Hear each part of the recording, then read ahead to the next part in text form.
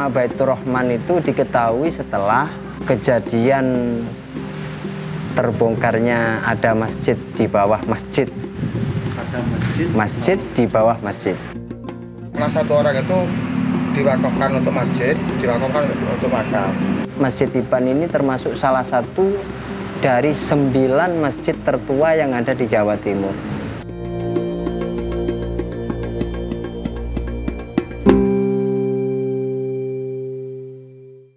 Nami kula Ahmad Zainuddin. Kami selaku takmir Masjid Tiban. Masjid Tiban Baitur Rahman. Alamat di Dusun Tumpang, Desa Bacar Keling, Kecamatan Kejayan, Pasuruan. Masjid Tiban sebetulnya ada embel-embel ya, Mas. Ada Masjid Tiban Baitur Rahman. Bukan Masjid Baitur Rahman dalam kurung Tiban, bukan. Karena nama Baitur Rahman itu diketahui setelah kejadian terbongkarnya ada masjid di bawah masjid. Ada Masjid di bawah masjid.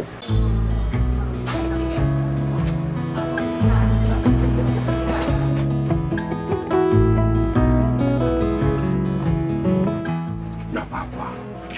Ini termasuk baru tanggalan ini, Mas. Dulunya ini dari kayu semua.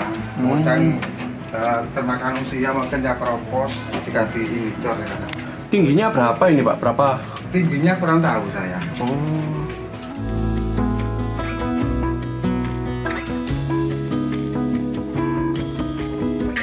Zaman dulu waktu kecil saya tuh ya dinaikin tiap hari, Mas.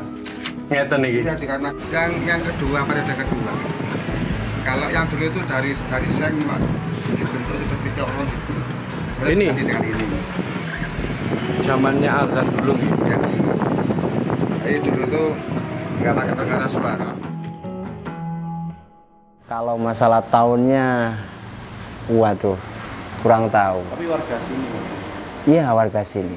Salah satu cerita waktu sebelum adanya masjid niki, itu dulunya cuman ada bangunan, kalau tidak salah sekitar 1,5 meter, cuman dipageri saja.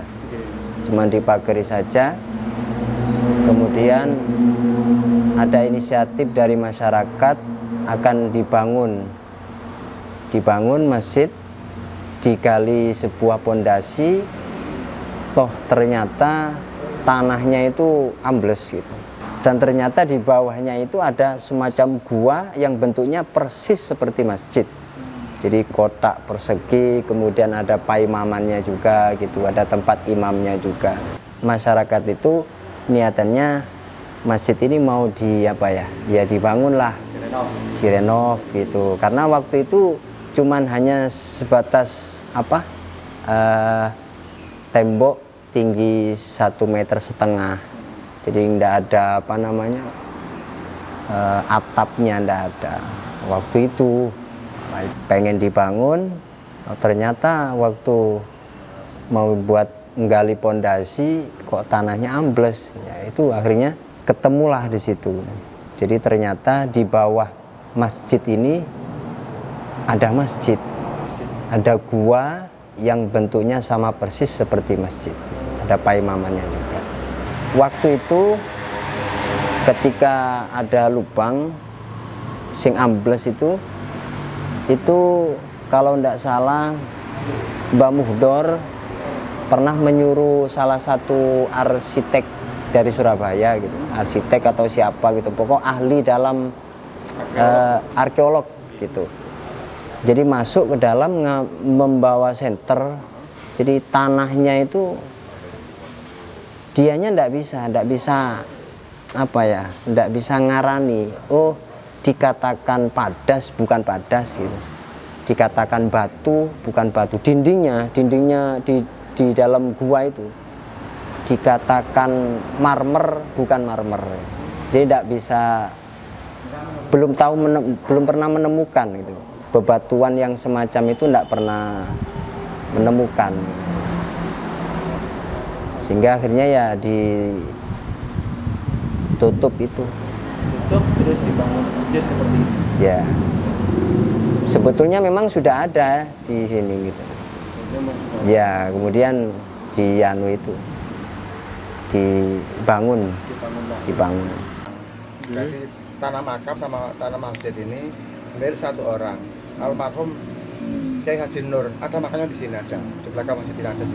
Oh, awalnya ada masjid terus makam satu. Iya, jadi tanah satu orang itu diwakafkan untuk masjid, diwakafkan untuk makam.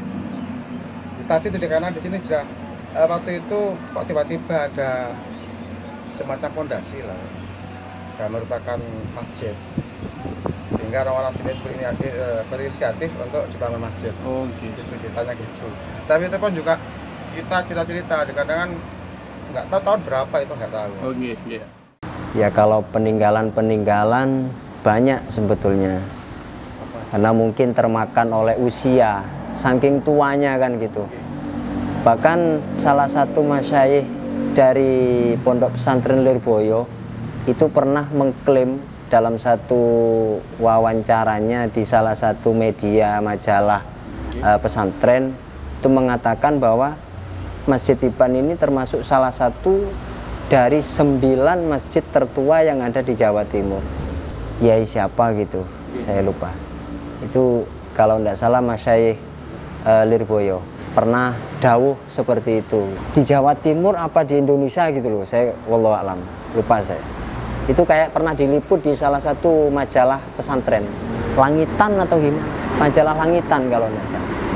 Kemudian apalagi kayak sumur, sebetulnya unda-undi kayaknya ya, dari terbitnya munculnya masjid dengan sumur, karena waktu itu orang kalau ke masjid kan tidak ada tempat wudhunya. Mungkin kalaupun dikatakan masjid terlebih dulu bisa iya, tapi mungkin jaraknya tidak terlalu lama mungkin gitu. Makanya banyak dari masyarakat sekitar menganggap bahwa air sumur di sini itu banyak barokahnya. Mau ngambil air itu buat syarat ikhtiar biar nopo. Ketika sudah minum air sumur ini kebanyakan hasil jodoh gitu. Kebanyakan orang mana yang ngambil? Di luar Kejayan. Oh, di luar Kejayan. Ada pernah saya ketamuan dari daerah Blitar. Pernah diimpeni gitu bahasa. Pernah diimpeni.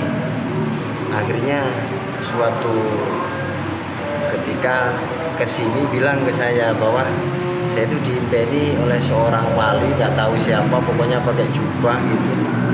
Saya suruh ambil sumur yang ada di sini. Jadi tidak tahu itu apa, pokok saya niat ngambil barokahnya, tak ambil. Dan waktu itu tak kasihkan saudara saya yang lumpuh katanya. Diminumkan belum nyampe 1 bulan apa sembuh. Berarti ini airnya dipercaya untuk? Ya kalau masalah percaya sih, mengimani seperti ini kan kurang, cuman semuanya kan kembalinya sama Allah gitu kan Mas. Cuman ya tergantung keyakinan kita masing-masing lah.